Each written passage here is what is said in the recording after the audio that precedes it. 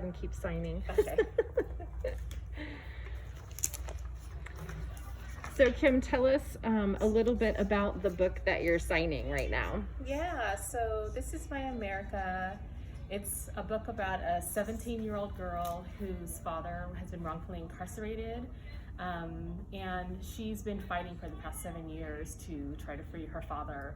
And all of a sudden, her older brother is accused of killing someone in their town. And she is now ripped into trying to help her father and her brother, and it's a mystery.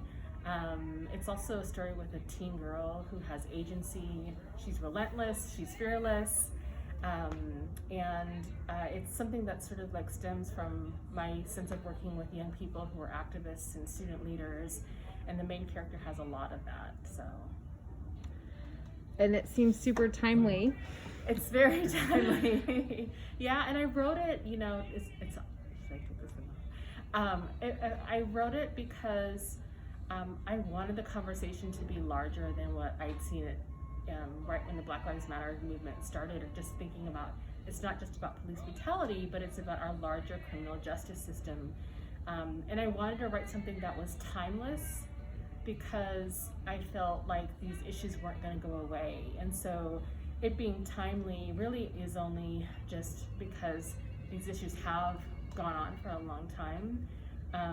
But I think what's really timely about it is the books that I use as resources are a lot of the books now that are being sold out because they're anti-racist books, and that's what a lot of my foundation was on that. So you said you wanted it to start a conversation about... Yeah, I wanted to start a conversation just about our criminal justice system. Okay. And, you know, just the roots of racism and bias, because so much of what has happened, in particular in this story, but if we look at, you know, larger issues of criminal justice, is targeting, or that sort of immediate bias where people don't get the benefit of the doubt, they don't get the support through juries, and they're sort of looked at as, you know, they already have a record, and so of course they're guilty. And so that's the kind of conversation that I really wanted to have. I also wanted it to be a story that would leave someone with a call to action. So for people to feel like, I can do something. I can write a letter to support, you know, looking at a new law, or to ask my legislature to do something different about the law, to run a workshop, to have conversations about race, which is what happens with the main character and one of her friends, is that we can all be involved in ways to make our society a better place and treat each other as humans. So that was sort of my thinking in it. What was the hardest part about writing this book? I think the hardest part was because I wanted to cover so many themes. And, you know, during the time, I really struggled with the internal monologue that goes in my head that people wouldn't believe what I was saying. So I have some very direct things that I talk about in the book that are real things, not only just in terms of me knowing about, but my research and all the innocent cases that I've studied and researched in it, looking at white supremacy.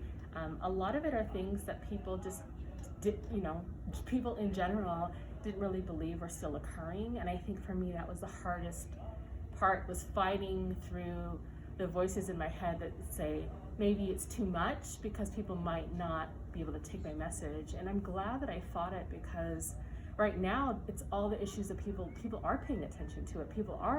We're seeing it very visible in a lot of different ways. And I'm excited to be a part of that kind of storytelling, that people can find a fictional story to lean into that does feel so true to life, because so much of it was written based on looking at cases and conversations I had with people. So awesome. Thank you for coming and signing all your books here at Tsunami Books in Eugene.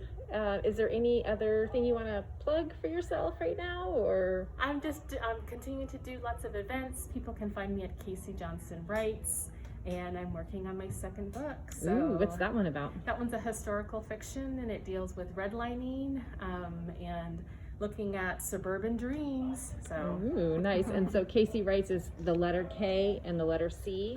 Wrights. Johnson Wrights. Oh, CaseyJohnsonWrights.com. Yep. All right. Thank you so much. All right, thanks.